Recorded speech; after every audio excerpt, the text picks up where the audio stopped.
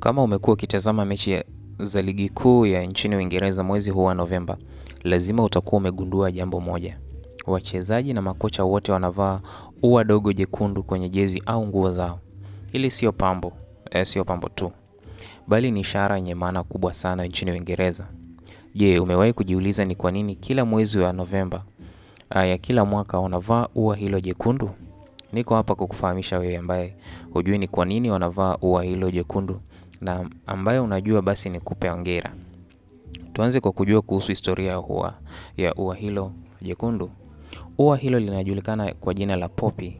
Ili kuelewa ua hili dogo, tunahitaji kurudi nyuma miaka mingi iliyopita kwenye mashamba ya vita ya Flanders nchini Ubelgiji na Ufaransa.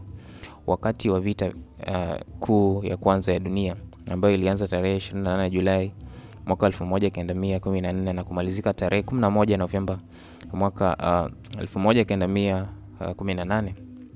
Baada ya mapigano makali na mabaya, ardhi ilibaki ukiwa, lakini kutokana na damu iliyomwagika, kitu kimoja cha ajabu kilitokea. Maua ya poppy yalianza kuota kwa wingi usioelezeka kwenye mashamba ya vita ya Flanders, na maua hayo yalikuwa kama kumbukumbu ya asili, ikitoa rangi jekundu kwenye eneo la huzuni.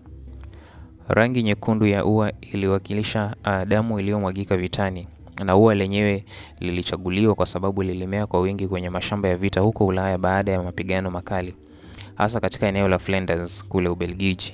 Tarehe 11 Novemba, Jumanne ya wiki hii, ndio kilele cha kipindi hicho kinachoitwa Remembrance Day au Armistice Day, siku ambayo vita hivyo vya kwanza vilimalizika mwaka 1918. Kwa hiyo kipindi hiki nchini Uingereza hukitumia kama njia ya kukumbuka na kuwaheshimu wanajeshi wote wa Uingereza na Jumuiya ya Madola waliofariki kiitumikia nchi kwenye vita mbalimbali, hasa vita kuu ya kwanza ya dunia. Je, licha ya kuwa ni kwa ajili ya kumbukumbu, je, kwa upande wa soka jukumu au mchango wao ni upi? Vilabu vya soka nchini Uingereza havifanyi hivyo kwa utamaduni tu, bali kila mwaka hutoa fedha za msaada.